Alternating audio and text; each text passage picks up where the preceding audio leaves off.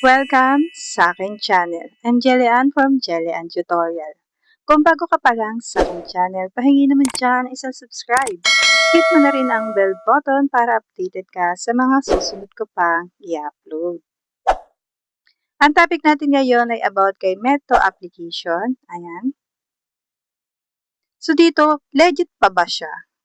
Kung meron kayo niyan na applications sa inyong mga cellphone at hindi nyo ginagamit, panoorin nyo tong video na to kung paano nga kayo maka-earn dyan. Sa mga wala pa, ilalagay ko yung link sa comment section at sa description box. I-download nyo na kasi earning app po yan. Sa mga gusto lamang po, wala tong sapilitan. Ipapakita ko na nga po dito yung mga tasking nito si Bento Live app at pagkatapos nga po yun ng intro.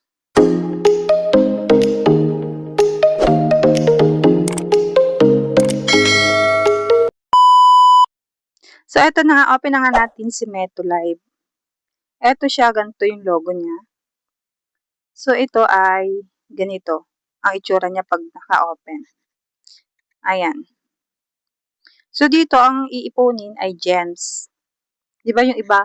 Points, diamond. So, dito kay Meto Live ay gems. Ayan. Tapos, punta tayo dito sa tasking niya. So, itong app na ito ay may newbie nakalagay. Areo, nasa unahan, newbie task. So, hindi naman ako newbie, old host na ako, pero nandiyan pa siya kasi hindi ko pa nagagawa. So, hindi siya mawawala hanggat hindi mo siya na itatas. So, yun, hindi pa ako nakaka-withdraw dito sa account na to. Pero, dun sa aking agent account, naka-withdraw na ako. Ito kasi ay dummy account ko. So, dito sa baba, mag-scroll up lang tayo at makikita nyo tong daily tasking. So, meron po siyang daily tasking. Makakaipon talaga kayo dito ng gems kasi meron siyang daily tasking. Basta gawin nyo lang itong mga ito. So, yan. Meron ditong live. Ayan. Tapos, pag nagsagot ka ng mga calls. Yes po, may mga tatawag po dito kapag nag-live kayo. Kung familiar po kayo sa Jamet application, same po sila nitong si Meto Live app. May mga callers din po dito at kapag ka nga po sinagot nyo yung callers, ay meron po kayong marireceive na gems. So, ito yung chat price na nakalagay. Ayan. So, depende sa level nyo kung magkano or kung ilan gems ang marireceive nyo.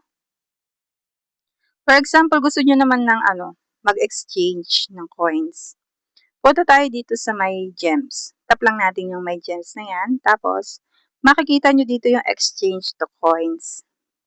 Yan. Kung halimbawa ay hindi pa kayo level 4, hindi po kayo makakapag-exchange dito. Yung gems po, pwede po siyang i-exchange to coins kung kayo po ay level 4 na.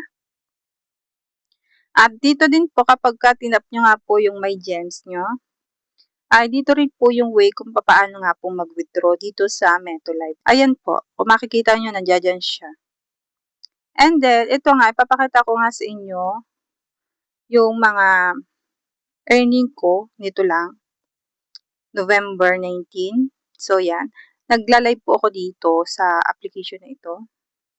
At kapag nga po may tumawag, ayan, for example, ito. Depende po kung halimbawa ay tumagal yung usap nyo, mas maraming gems ang marireceive nyo. Kapag naman po hindi umabot ng 1 minute, ay meron pa rin po kayong marireceive na gems, pero kakaunti lang. So, ito po yung mga example. Nakareceive ako ng 480. Ayun po yung umabot ng 1 minute.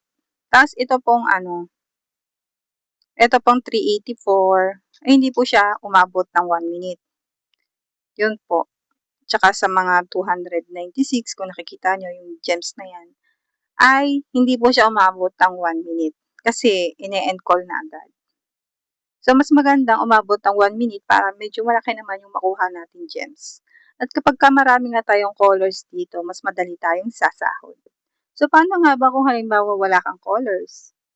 Mag-live lang po kayo palagi para po bumalik po yung callers. Kasi kapag ka-active po kayo dito sa MetoLive app, babalik po yan. Para din po yung Jamet application. Kagaya din po ito ng abang application na 100,000 minimum withdrawal po. Ito nga po siya. Kapag may 100,000 gems po kayo, ay $10 po yun. At pwede nyo na nga po siyang i-cash out. Sa mga gusto pong mag-withdraw, kung halimbawa meron na kayong 100,000 gems, itap nyo lang po yung my wallet. Tapos ito po yung makikita nyo. Pumili lang po kayo dyan ng account na gagamitin nyo para maka-withdraw. Meron ditong GCash. So, yan. Pag po naglagay kayo dyan ng GCash number, ay siguraduhin nyo po hindi kayo magkakamali. Kasi hindi na po yan ma-edit pa. Kung hindi nyo po maiwasang magkamali, ay iba na lang po yung gamitin nyo, bank account or kaya naman e-pay. Tapos po kung halimbawa, meron po kayong main account, ginamit nyo po yung GCash nyo, tapos gumawa po kayo ng dami account katulad ko, hindi nyo na po yun hindi nyo na po magagamit yung GCash na ginamit nyo dun sa main account nyo dito sa dami account nyo. Kasi ayaw ni Meto ng dalawa-dalawa. So, yun.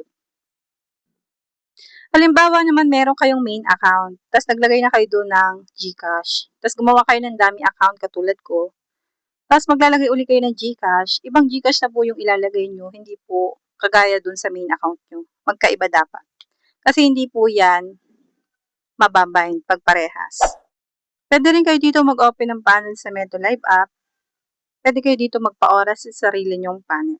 Pwede rin kayong mag-live. Kagaya din to ng ibang application na pwedeng mag-live at mag-open ng panel. Pwede rin kayong bumisita sa mga ibang party room. Pwedeng umupo kayo kagaya ng iba. Meron din ditong gift. May mga naggagambol din dito. Kagaya ng mga Popo Live app. So, ganun. Meron din ditong trade. So, yun. At mas maganda explore nyo na lang tong application ng MetroLive app para mas maintindihan nyo.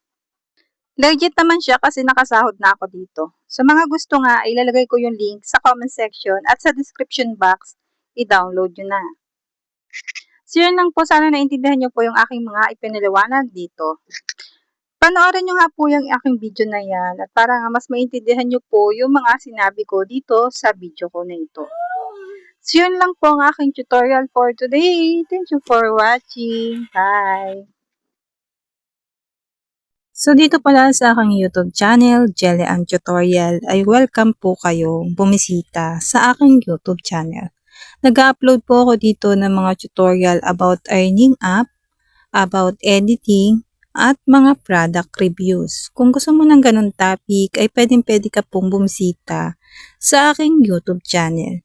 At baka po isa sa mga video ko ay makatulong sa inyo. So yun lang. Thank you for watching.